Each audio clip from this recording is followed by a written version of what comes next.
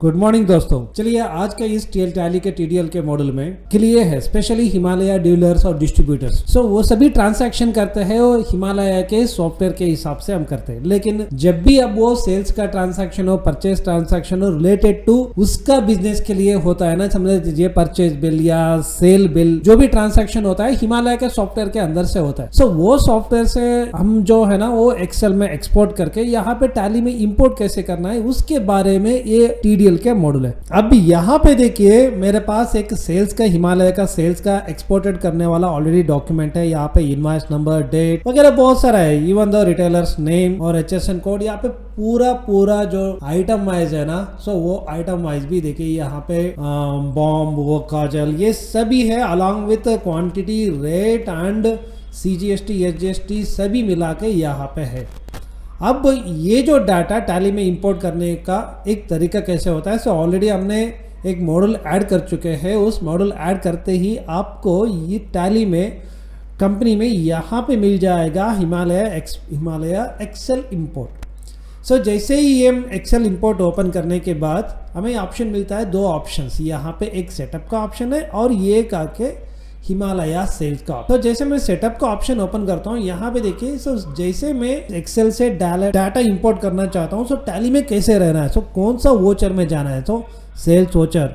सो यहाँ पे GST ledger कौन सा रहना चाहिए, 5%, 12%, 0%, ये सभी हम असाइन करना है। अलॉन्ग विथ सीजीएसटी, एसजीएसटी हमने बाइफर्गेट अलग अलग करवाया, तो वो ये भी यहाँ से मिल जाएगा। सो ये सभी होने के बाद, ये सेटअप एक प्रॉपरली होने के बाद देन हमारा काम होता है हिमालय सेल्स इंपोर्ट करने। हम इंपोर्ट करने के लिए जैसे सेलेक्ट करने के बाद आपको ये पाथ मिल जाएगा, फाइल पाथ कहाँ पे, और फाइल पाथ के अंदर हमारा एक्सेल का फाइल कहाँ पे है। सो मैंने यहाँ पे सेलेक्ट कर लिया, सेल्स अक्टूबर का मैंने सेलेक्ट कर दिया। और यहाँ पे शीट का नाम क्या है, देखिए यहाँ पे देखिए टैली का शीट का नाम टेबल है। सो हमने भी यहाँ पे लिख दिया table and row start from 4। तो मतलब डाटा हमारा जो भी स्टार्ट होता है ना, सो 1 2 3 एंड डाटा यहाँ से स्टार्ट हो रहा है, मतलब रो नंबर 1 से 4 से हमारा स्टार्ट हो रहा है। सो जैसे मैं इसे एक्सेप्ट, इस स्क्रीन को मैं एक्सेप्ट करता हूँ, सो ये पूछता है ऑलरेडी आपने रीड किया तो उसको शो करूँ या फिर से रीड करूँ, सो यस और नो। सो मुझे तो फिर से रीड करना है तो फिर मैं यस कर दबा देता हूँ। सो कुछ ही मिनटों में या कुछ बेस्ड ऑन आपका टैली का डाटा का एक्सेल में डाटा कितना बड़ा है उसके ऊपर हम क्या करेगा, ये सभी रीड करके वो डाटा टैली ऑन स्क्रीन दिख जाए। सो जैसे एक बार देख लीजिए यहाँ पे पूरा रीड करके जो टैली में एक्सेल में जो डाटा था ना वो टैली स्क्रीन के अंदर आ गया है। यहाँ पे सभी इंफॉर्मेशन यहाँ पे प्रॉपरली मेंशन है। सो कौन सा आइटम है, मतलब एक्सेल में जो भी डाटा है ना पूरा टैली स्क्रीन के अंदर आया है।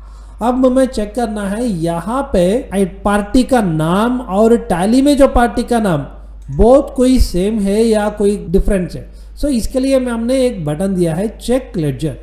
इसे एक बार दबाने के बाद यहाँ पे कैलकुलेटर पैनल में देखिए स्टार्ट लेडजर चेकिंग और यहाँ पे टाइम दिखा है और एंड चेकिंग टाइम भी दिखा है।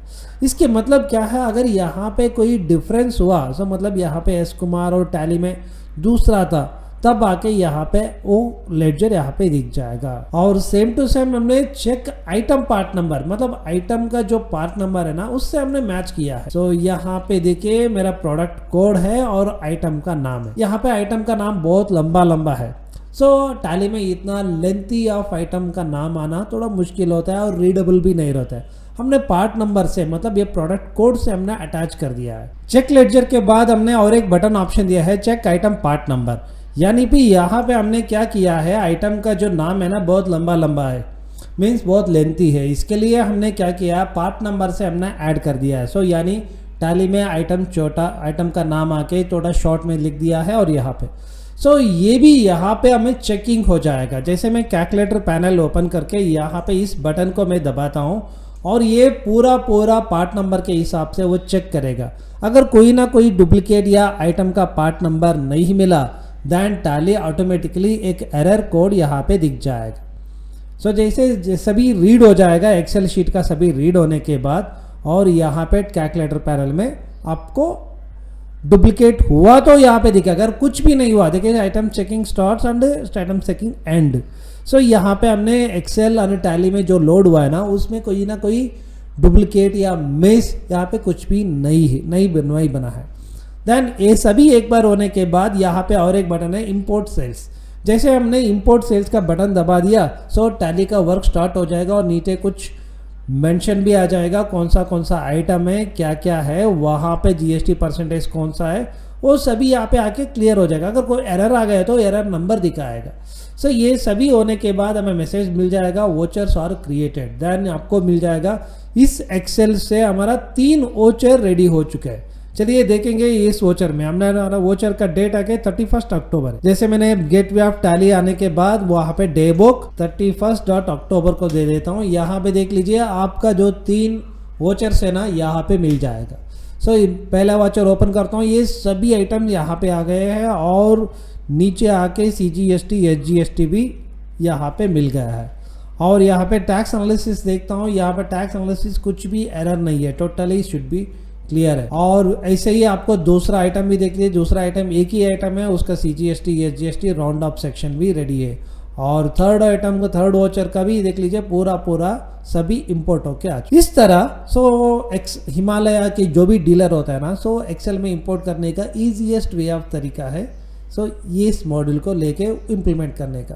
कुछ ही मिनटों में आप फास्टली और easily without any error Excel में हिमालय का एक्सेल में जो भी डाटा होता है ना आपको टैली में इजीली इंपोर्ट हो जाए। Thank you for watching.